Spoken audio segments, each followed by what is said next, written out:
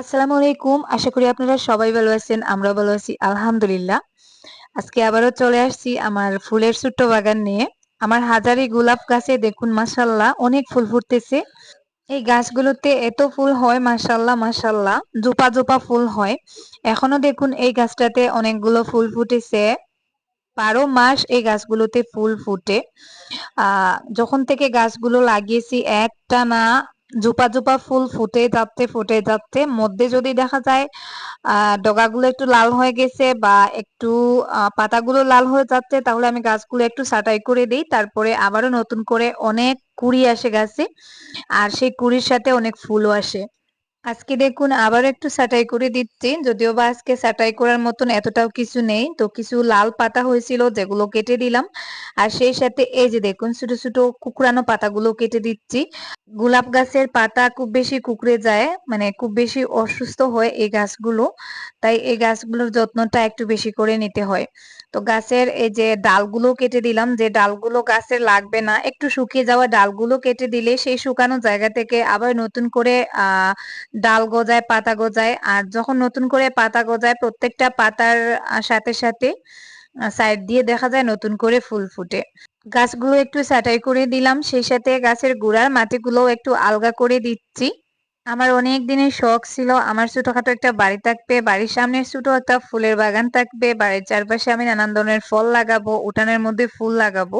তো যাই হোক একটু একটু করে আল্লাহ আমার সব ছোটখাটো স্বপ্নগুলো পূরণ করতেছেন, এটার জন্য আল্লাহর কাছে শুকরিয়া জানাই। আমার চ্যানেলে গিয়ে আমার সেই প্রথম দিনের ভিডিওগুলো আপনারা দেখবেন। প্রথমের দিকে যে ভিডিওগুলো ছিল ওই ভিডিওগুলো আর আজকের এই ভিডিওগুলো দেখলে অবশ্যই তার প্রমাণ পেয়ে যাবেন। আমার এই বাড়িটা কি ছিল প্রথমে আর আস্তে আস্তে আমি কতটা সাজিয়েছি বা কতটা কি করেছি। আর সবকিছুর পেছনে আল্লাহ তাআলার অশেষ রহমত এবং আপনাদের অনেকের ভালোবাসাও ছিল। আমার এই ফুলের গাছটার সাইড দিয়ে এটা আমার খুব শখের একটা ফুল, খুব পছন্দের একটা ফুল। আমার এখানে যত ধরনের ফুল আছে সব থেকে পছন্দের ফুল হচ্ছে এই ফুলটা।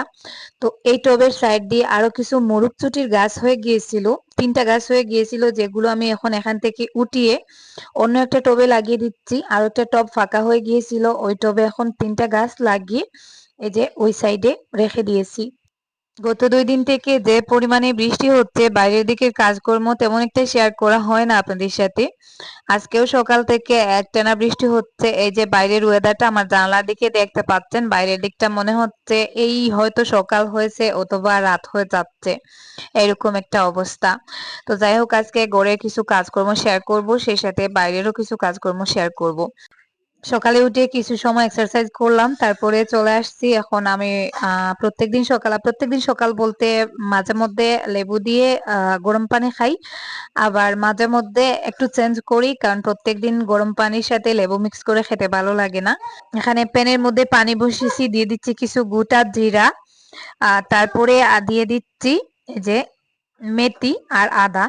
তো আমি ওজন কমানোর জন্য আর কি এটা মাঝে মধ্যে সকালে খাই। এই মেঘলা ওয়েদারে কি সুন্দর ২টা কোকিল গান করতেছে দেখুন।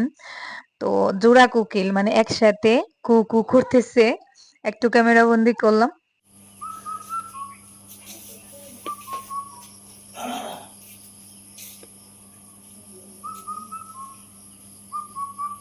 দুইটা কুকিলে একলগে ডাকি দিলা কুকু কুকু আমি আরেক কুকিল কুকু কুকু। বাইরে টিপ টিপ বৃষ্টি পড়তেছে। আমি এখন চলে আসছি সকালে রান্না বান্না করব, যার জন্য সবজি রান্না করতে। তো এখানে নিয়েছি পালই শাক। গতকালকে বাজার থেকে আমি ২ আঁটি পালই শাক আনছিলাম, ২ মুঠা। ১ মুঠা গতকাল রাতেই ভাজি করা হয়েছে। আর এই যে আরো ১ মুঠা ফ্রিজে রেখে দিয়েছিলাম, ওটা এখন বের করেছি সকালে ভাজি করার জন্য। এই শাকটা আগে অবহেলা করে কিনতাম না, বাজারে যেতাম অনেক দেখতাম, আমি মনে মনে ভাবতাম যে এগুলো আবার খায় কিভাবে। আমার বাবার বাড়িতেও অনেক ছিল এটা, কিন্তু রান্না করা হতো না। আর আমিও এর আগে কখনো খাই নাই। তো জুবাইর যখন থেকে বাজার করে শুরু করলো তখন একদিন জুবাইর কিনে আনছে। ওকে আনার পরে আমি বললাম যে এসব কি নিয়ে আসছিস, এসব আবার কিভাবে খাবো। তো যাই হোক তারপরে বাজি করা হলো। একদিন খেয়ে মানে এত ভালো লাগছে, এখন যখনই বাজারে যাই তখনই এই শাকটা খুঁজে খুঁজে নিয়ে আসি। এই শাকগুলোতে সেরকম একটা পাতা নেই, কিন্তু এই যে শাকের ডাঁটিগুলো আছে, বাজি করার পরে এই ডাঁটিগুলোই খেতে বেশি ভালো লাগে। তো আমাদের গড়ে এই শাকটা বাজি করার পরেই কাড়াকাড়ি শুরু হয়ে যায় একেবারে। সকাল থেকে একটানা বৃষ্টি হচ্ছে, এখন বেলা বেজে গিয়েছে 10টা। এদিকে স্কুলে অ্যাসেম্বলি চলতেছে, মানে কতটা লেট হয়েছে, এখনো আমার ছাগল আর মুরগিগুলোকে ছেড়ে দেওয়া হয় নাই। অনবরত বৃষ্টি, এখন বৃষ্টিটা একটু থামছে, তো ওদেরকে একটু ছেড়ে দেই। বৃষ্টি আসলেই মুরগ এবং ছাগলের বিপদ চলে আসে। বিশেষ করে ছাগল, ওরা তো বৃষ্টি খুব ভয় পায়, বৃষ্টির মধ্যে বাইরে খাবার খেতে যেতে পারে না। আর মুরগদেরও অসুবিধা হয়। তবে ওরা যে কোনো একটা গাছের নিচে বসে থাকে বা অনেক সময় বারান্দায় উঠে বসে থাকে।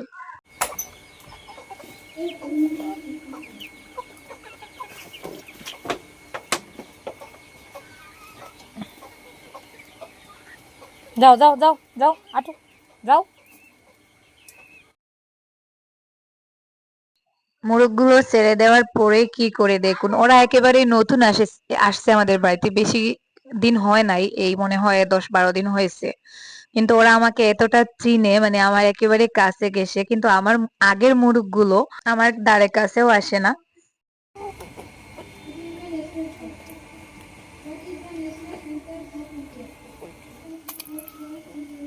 খাও খাও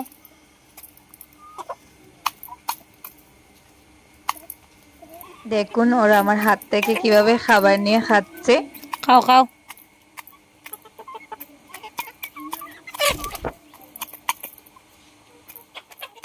শাকটা কেটে নিয়েছি, এই যে এখানে 20 টাকার শাক আছে। এই শাকটার দামও অতটাও বেশি না, অন্যান্য শাকের তুলনায় অনেকটা কম। তো সুন্দর করে লম্বা লম্বা করে শাকগুলো কেটে নিলাম। এখন একটু সময় পানিতে ভিজিয়ে রাখবো, যেহেতু ওটা জঙ্গল থেকেই উঠানো হয়। তো একটু বেশি করে পানিতে ভিজিয়ে ভালো করে ধুয়ে শাকটা ভাজি করব। আর এমনিতে তরকারি আছে, শাকটা আমার আর আরিয়ানের বাবার জন্যই ভাজি করে নিচ্ছি। এখানে একটু সরিষার তেল দিলাম, সাথে কাঁচামরিচ একটু বেশি দিছি। শাক ভাজিতে কাঁচামরিচ বেশি দিলে আমার কাছে বেশি ভালো লাগে। তো আমি আসলে ফুল ডায়েট চার্ট ফলো করে বেশি দিন থাকতে পারি না, কারণ আপনারা জানেন আমার ব্লাড কম। তো প্রেসার সব সময় ডাউন থাকে, ওজন্য মাথা ঘুরায়, মানে একটানা যদি 10-15 দিন ডায়েট করি তাহলে মাথা ঘুরায়, শরীর খুব বেশি দুর্বল হয়ে যায়। তাই হালকা পাতলা যখন ওজন বেশি বেড়ে যায় তখন 5-7 দিন ডায়েট চার্ট ফলো করে তারপরে আবার নর্মাল খাবারে ফিরে যাই। আর এই 7 থেকে 10 দিনের এক্সারসাইজ আর ডায়েটে আমার ওজন 2-3 কেজি কমে আসে, তারপরে আরো কিছুদিন চলে যায়। তো যাই হোক, এখানে দেখতে পাচ্ছেন কিছু আম, এটা হচ্ছে আমাদের যে দেশি আমগুলো। আমার পাশের বাড়ির ভাবি আমাদেরকে দিয়েছেন, ওনাদের গাছে অনেক আম পাকতেছে। তো আমাদের আশেপাশের প্রতিবেশী যারা আছে আর কি, তো আমাদের এক বাড়িতে যদি কিছু হয় তাহলে আশেপাশের প্রতিবেশীদের সাথে আর কি শেয়ার করি। তো যাই হোক, আমি আবার দেশি আম পেলে এইভাবে না খেলে আমার ভালো লাগে না। আমি এখান থেকে একটা আম নিলাম, আমটা ছুলে এভাবে হাতে নিয়ে কামড়ে কামড়ে খাবো, যেটা আমার ছোটবেলা থেকেই অভ্যাস। তো যখনই আমি হাতে আম পাই, এভাবে একটা আম না খেলে, মানে আম খেয়ে আমি তৃপ্তি পাই না। তো এখানে আবার বাকি আমগুলো কাটা হয়েছে, ওখান থেকে এখন 2-3 পিস খাচ্ছি। আর এই যে দেখুন আমার খরগোশটাও আম খাচ্ছে, ও কিন্তু আম টাম মানে যে কোনো ধরনের ফল খায়। সকালের খাওয়া দাওয়া শেষ, তারপরে চলে আসছি দুপুরের রান্না বান্নার অ্যারেঞ্জমেন্ট করতে। প্রায় 5-7 দিন হয়ে গেছে গাছ থেকে জিঙ্গা পাড়া হয় নাই। আর জিঙ্গার গাছগুলো আস্তে আস্তে বুড়া হয়ে যাচ্ছে, এই যে আমার সাইডের পাতাগুলো দেখতে পাচ্ছেন লাল লাল হয়ে গেছে। তো গাছগুলো বুড়া হয়ে যাচ্ছে, তারপরেও কিন্তু গাছগুলোতে জিঙ্গা হচ্ছে। আর গত 5-6 দিন জিঙ্গা পাড়া হয় নাই, আজকে 5-6 দিন পরে আসলাম কিছু জিঙ্গা নেওয়ার জন্য। আরো 1-2 দিন আগে হয়তো কিছুটা জিঙ্গা নিতাম, বাট ওই যে বৃষ্টির কারণে আমার সবজি বাগানের দিকে একেবারে খেয়াল নেই, ওইদিকে গতকালকে মনে হয় আর আসাও হয় নাই। তো এখানে দেখুন মাটির মধ্যে একটা জিঙ্গা পড়ে আছে, ওটাও নিয়ে নিলাম। আর এই যে দেখুন একটা লম্বা সাইজের জিঙ্গা, যেহেতু হাইব্রিড জাতের জিঙ্গা, আমার এই জিঙ্গার জাতটা অনেক ভালো, অনেক বেশি লম্বা লম্বা হয়। এই যে দেখুন আমার ভিডিও স্ক্রিনের প্রায় এক সাইড থেকে আরেক সাইড লম্বা। তো এই জিঙ্গাটা আরেকটু বড় হতো, বাট আমি একটু কচি থাকা অবস্থায় পেরে নেই। কচি মানে কচি জিঙ্গা রান্না করে খেতে বা ভাজি করে খেতে বেশি ভালো লাগে। বাজারে এখন সবজির যে পরিমাণে দাম, ৳৬০ ৳৭০ নিচে কোনো সবজির কেজি পাওয়া যায় না। কিন্তু আমার দেখা মতে ২-৩ বছর আগে সবজির কেজি ৳২০ ৳২৫ ছিল। তো এখন ৳৭০, ৳৮০, ৳৯০ সবজির কেজি।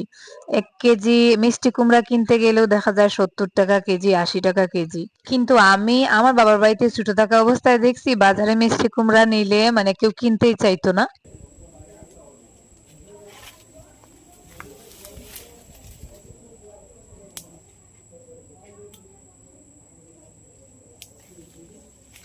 শিফা কেন ওড়না মাথায় দেয় না আপনারা অনেকেই বলেন। তো আমার দায়িত্ব ওকে বলা। আমি তো ওকে মেরে পিটে সেটা করাতে পারবো না। ও ওর স্টাইলেই চলাফেরা করে। আমার দায়িত্ব আমি বলি। তারপরেও যার যার যেমন ইচ্ছা আমি তো আর জোর করতে পারবো না কারণ ও এখন আর ছোট বাচ্চা না। ও একটু গারতেরা টাইপের। মানে ও যেটা বলবে ও যেমনটা সেরকম করবে। তবে অতটা খারাপ না। শুধু ওই যে বললাম একটু ঘাড়তেরা টাইপের আরকি। ঝিঙ্গাটা এখন আর দুপুরের জন্য রান্না করব না, ওটা রাতের জন্য রেখে দিছি। সকালে যা যা রান্না করা হয়েছিল সেটা রয়ে গেছে। তো ওটা দিয়ে দুপুরের দিকটা ম্যানেজ হয়ে যাবে। তো যাই হোক তার মধ্যে আমি এখন একটু গ্রিন টি খাবো, লিমটন গ্রিন টি যেটা আমি দুপুরের দিকে একবার খাই আর বিকালের দিকে অথবা রাতের দিকে একবার খাই। ওজন কন্ট্রোলে রাখার ক্ষেত্রে বা ওজন কমাতে গ্রিন টিটা কিন্তু খুব গুরুত্বপূর্ণ ভূমিকা পালন করে যেটা আমি বারবার হাতে কলমে প্রমাণ পেয়েছি। তাও সবসময় অবহেলা করে খাওয়া হয় না, যখন বেশি ওজন বেড়ে যায় তখন খাই। ঘর থেকে বেরিয়েই চোখের সামনে যদি এত সুন্দর ফুল দেখা যায় কি বলবো, এই ফুলের নিচ দিয়ে আমাদেরকে যাওয়া আসা করতে হয় দেখুন। খুব ছোট থাকা অবস্থায় এই গাছটাতে ফুল হওয়া শুরু করছে, ফুলটা খুবই সুন্দর। একটু গ্রিন টি খেলাম, তার মধ্যে একটু সময় রেস্টও নিলাম। এখন আবার চলে আসছি রাতের জন্য সবজি টবজি রেডি করতে। তো যে ঝিঙ্গাগুলো পেড়ে আনছিলাম সেগুলো এখন বসে বসে কেটে রাখবো, সন্ধ্যার পরে রান্না করা হবে। আজকে সারাদিন একবারের জন্য একটু রোদ দেখা যায় নাই, সারাদিন অন্ধকার ছিল, কিছুক্ষণ পর পর বৃষ্টি আসছিল আবারও একটু থেমে যাচ্ছিল, এরকম করে করে আজকে সারাটা দিন চলে গেছে। মানে এই ঘরবন্দি জীবন আর কি যেটাকে বলে, বেশিরভাগ ঘরের মধ্যেই থাকা হচ্ছে, ঘরের টুকটাক কাজকর্ম আপনাদের সাথে শেয়ার করতেছি। গতকালকে আমি যে আপুর বিষয়ে ভিডিওতে কথা বলেছিলাম, আপুর বাবা মায়ের উদ্দেশ্যে, তো এখন পর্যন্ত আমার কাছে সেরকম কোনো কমেন্ট আসে নাই বা সেরকম কেউ যোগাযোগ করে নাই, যদিও বা আমি সেটা আগে থেকেই জানতাম যে এই আমার এত কম ভিউয়ার্স এর মধ্যে এরকম কোনো মানুষকে খুঁজে পাওয়া আসলে অসম্ভব। তো তারপরেও বলেছিলাম আমি পরে আপুর ভয়েস গুলো দিব, আপু যে হোয়াটসঅ্যাপে আমাকে ভয়েস গুলো সেন্ড করেছিলেন সেগুলো দিব বলেছিলাম, কিন্তু পরে তাড়াহুড়োর মধ্যে আমি ভিডিওতে ভয়েস দিয়ে ভিডিওটা সেভ করে নেই, আমি ভয়েস গুলো দিতে ভুলে গিয়েছিলাম। ভিডিওটা আপলোড দেওয়ার পরে আমার এরকম মনে হচ্ছিল যে আমি কিছু একটা মিস করেছি, তারপরে হঠাৎ মনে হলো যে আমি ভয়েস গুলো দিব বলে পরে আর দিই নাই। তো যাই হোক এখানে আমি বিকালের দিকে কিছু রান্না বান্না শুরু করে দিছি। এখানে দেখুন কুরবানির মাংস আমি শুকিয়ে রাখছিলাম, সামান্য কিছু মাংস শুকিয়ে রাখছিলাম, তার থেকে কয়েক পিস মাংস নিয়ে একটু তেঁতলে নিয়েছি। আর এই যে এটা হচ্ছে আদা জামির, যেটা দিয়ে মাংস রান্না করলে খুব মজা লাগে, তো ওটা দিয়ে কিছুটা মাংস ভুনা করলাম আর জিঙ্গাটা রান্না করা হবে। সন্ধ্যার পরে আমি আজকে একটা গুরুত্বপূর্ণ কাজ করব। এখানে দেখুন আমি একটা শাড়ির লেস আনছি। গতকালকে দেখছেন আপনারা আমি একটা শাড়ি কিনে আনছি আর আজকে এই যে এই লেসটা কিনে আনিয়েছি জুবাইকে দিয়ে। তো গ্রিন কালার শাড়ির সাথে লেসটা আনছি বেবি পিঙ্ক কালার, আমার মনে হচ্ছে খুব ভালো লাগবে কালারটায়। তো আজকে জীবনের প্রথমবার এত বড় কিছু একটা কাজ করতে যাচ্ছি, কখনো আমি সেলাই টেলাই করি নাই, এই মেশিনটা নেওয়ার পরে আমি প্রথম সেলাই ট্রাই করেছি। এর আগে কিন্তু একবারও একদিনের জন্য আমি সেলাইয়ের চেষ্টা করি নাই। তো যাই হোক, এখন দেখুন জুবাইরের একটু হেল্প নিতে হচ্ছে, কারণ শাড়ির লেস পোষানোটা অনেকটা কষ্টকর, অনেক সময় দেখা যায় নিচের কাপড়টা জমে যায়। তো শুরু করেছি, দেখা যাক কি হয়। এই শাড়ির নিচের দিকে কোনো লেস নেই। আমি গতকালকে শাড়িটা পরেছিলাম, কিন্তু পরতে গিয়ে আমি যে সমস্যাটা আর কি ফেস করেছি, শাড়ির কুচিগুলো আর কি জমে যায়। যেহেতু নিচের দিকে কোনো লেস নেই, শাড়িটার নিচের দিকটা দেখতে ভালো লাগে না। ওর জন্য আর কি এই লেসটা কিনে আনলাম, যে আমি নিজেই লাগিয়ে দিই। আগে তো টুকটাক কিছু কাজ করতে হলে কাপড় দিয়ে আবার টেইলারের কাছে পাঠানো হতো। এখন যেহেতু আমার ঘরেই মেশিন আছে, ভাবলাম ঘরে মেশিন থাকা অবস্থায় টেইলারকে শুধু শুধু কেন টাকা দিব, তো চেষ্টা করে দেখি। মনের মধ্যে একটা বই নিয়ে নিয়ে কাজে লাগছি। তো যাই হোক, ফাইনালি এই যে সেলাইটা মোটামুটি করেই নিচ্ছি। আমি ভাবি নাই যে এভাবে করতে পারবো। তো বারবার সুতা ছিঁড়ে যায়, এই সমস্যাটা কেন হয় আমি জানি না। কিছুক্ষণ সেলাইয়ের পর হঠাৎ করে দেখা যায় সুতাটা ছিঁড়ে যায়। যেহেতু আমি নতুন, অতটাও এক্সপার্ট না। তো আপনাদের এই সমস্যার কোনো সমাধান থাকলে প্লিজ আমাকে কমেন্ট বক্সে কমেন্ট করে জানাবেন। তো শাড়ির লেসটা লাগানো হয়ে গেছে। আমি আজকে আর ভিডিওতে দেখাবো না, ওটা সারপ্রাইজ হিসাবে থাক। যেদিন পরবো, খুব শীঘ্রই শাড়িটা পরবো, আপনারা দেখতে পাবেন। তো শাড়ির কাজ শেষ করে ফাইনালি খাবার খেতে বসে পড়ছি। যেহেতু রাতের খাবার আমি রাত 7টার দিকে খেয়ে নেই। লেস লাগানোর পরে আমার শাড়িটা মাশাআল্লাহ খুব সুন্দর হয়েছে। তো অবশ্যই আপনারা খুব তাড়াতাড়ি ভিডিওতে আমার পরনের শাড়িটা দেখতে পাবেন। এখন আর দেখালাম না। সেই সাথে একটা সুখবরও আসছে, যার জন্য আজকে খুব ভালো মুডে আছি। আমার খুবই প্রিয় আপন একটা ছোট বোন, যার এই যে ছোট একটা বেবি হয়েছে, ছেলে বেবি। মাশাল্লাহ, মাশাল্লাহ বলতে ভুলবেন না। গতকালকে ওর জন্ম হয়েছে, আর কি সুন্দর ও চোখ দিয়ে যে টলমলে করে তাকাচ্ছে দেখুন। এআই এর যুগের বাচ্চা, যেটাকে বলে ডিজিটাল বাচ্চা, দেখুন কি সুন্দর চোখ ঘুরিয়ে ঘুরিয়ে তাকাচ্ছে। ওর তাকানো দেখে মনেই হচ্ছে না ওর গতকালকে জন্ম হয়েছে। দেখুন কি সুন্দর করে তাকাচ্ছে, আমার তো ওকে মানে একেবারে কুলু কুলু, মানে গালগুলো টিপে দিতে ইচ্ছা করতেছে। বাবার কুলে বসে বসে মনে হচ্ছে বাবার দিকেই তাকিয়ে আছে, বাবার মুখের দিকেই মনে হয় তাকাচ্ছে। বাবুর একটা নাম খুঁজে দিতে আমাকে বলা হয়েছে। প্লিজ আপনারা সুন্দর একটা ইসলামিক ভালো নাম দেখে কমেন্ট বক্সে কমেন্ট করলে খুব খুশি হব। আর সবাই নতুন বাবুর জন্য দোয়া করবেন। আল্লাহ হাফেজ, আসসালামু আলাইকুম।